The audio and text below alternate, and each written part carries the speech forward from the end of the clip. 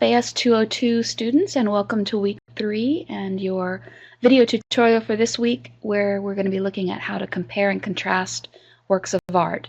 And just a reminder again here, this particular video is geared towards those of you who are in 202.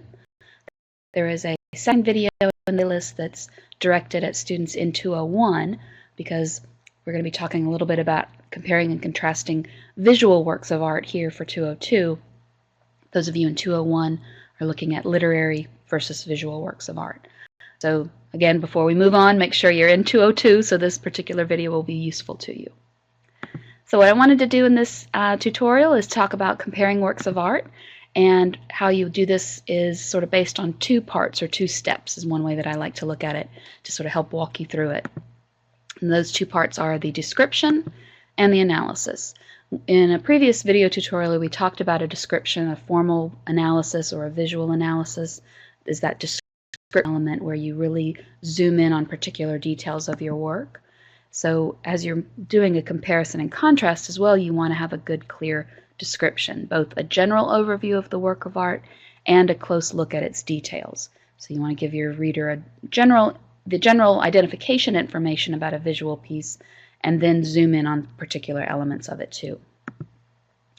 You want to imagine what I call kind of a first-time viewing. You want to sort of pretend for a moment that you are describing and discussing a work of art that your reader has never seen before, even though you know your reader is your instructor or your classmates who have seen this work of art before.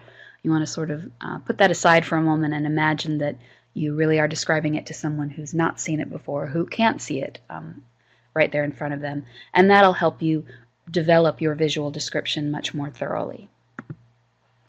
Make sure you use a variety of viewpoints or perspectives.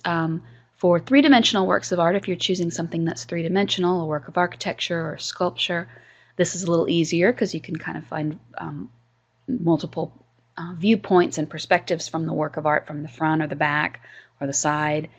For a 2-dimensional work of art, you can still do this, of course, by doing a sort of zoom in or a close-up cropping of the image to look at a particular element. So once you've done a good, clear visual description of your work of art and you let your reader really see it in his or her mind, you can move on to your analysis of it. And here you're really laying the groundwork for that comparison and contrast. And you're looking at how you can identify those thematic connections in this analysis. This is how you're really starting to build a bridge between your 2 works of art, and letting your reader know why it is you're looking at these 2 in the first place, what it is they have in common. They may be from very different time periods and very different styles, but they've got this important link that brings them together. And in your analysis, you're going to have some subjective and objective elements. Subjective meaning just kind of a personal or individual take on a work of art. Of course, we can't help but do that when we're looking at artistic expression. We're going to have our own individual takes on things, and that's of course fine. You just want to make sure that's balanced with an objective analysis too. So that's bringing in your research and bringing in facts and details, information that help add to your discussion of the work of art beyond just a personal reaction to it. So I want to look at a couple of examples to show you how you might begin to compare 2 works of art with sort of a hypothetical idea for milestone 1. The first work of art, let's say, is this work by Bernini from the Baroque period. And so, of course, I'm going to do my visual description first, and I'm going to start with that sort of first viewing description, imagining that my reader's never seen this piece before. So I'm going to talk about how it's a marble sculpture. It's a single figure. It's the image of David, this biblical figure. He's in action. He's sort of in mid-swing. He's pulling that slingshot back. And again, I've described this in detail in full sentences in my paragraphs, but this is just to give you an idea of some of the points you would do in that description. I'd talk about the attention to anatomy, how the muscles and the balance and the stance of the figure are so detailed it looks very realistic and lifelike. I might zoom in onto other particular elements of it, so I might look at the work from the back as opposed to just from the front, so I could show my reader again how that stance and the way the figure is sort of in mid-swing and in action. He's not just standing stoically on the ground. It's very much an action shot, which you can see from this angle as well. Can zoom in on the particular details of his face too. This is one of those elements of the work that really bring that point home that we're going to talk about in a moment in terms of that action. So the multiple viewpoint here shows that body stance as twisted in mid-action. The furrowed brow and the pursed lips also enhance that idea of this figure is in the middle of doing something. He's not just simply passively standing there. After I've done a good clear visual description of my work, I can go into the analysis of it. Subjectively speaking, or personally speaking, I could again talk about that heightened drama and the action that we see here. That off-balance stance really animates this biblical story, so it's more than just telling the story, it's really bringing action into it and bringing it alive for us as the viewer. And it places us as the viewer in the action. The fact that it's mid-swing, we kind of feel like we've walked up and sort of interrupted this moment, or we've caught it in the middle of the action. Objectively speaking, when I bring in my research and look at the Baroque style in more detail, I can talk more about how many artists and the culture at the time had this great interest in emotion and drama in art, how the Counter-Reformation, historically speaking, also affected this work, how there was this drive to renew an interest in Christian subject matter. The church wanted to sort of bring people back into the church during the Counter-Reformation, so having this heightened drama and emotion was one way to do that through works of art. Bernini himself was inspired by the Renaissance and the realism of it, with the focus on anatomy, but he added a little bit of drama to it. So he was looking back at the Renaissance period in terms of realism, but he was adding drama and emotion to it in this Baroque way. And the themes that we see here have to do with the idea of the hero, the individual, or the underdog. So these are some more objective elements that we could bring into it. And this sort of lays the groundwork for work number 1 as far as the visual elements and the analysis of it.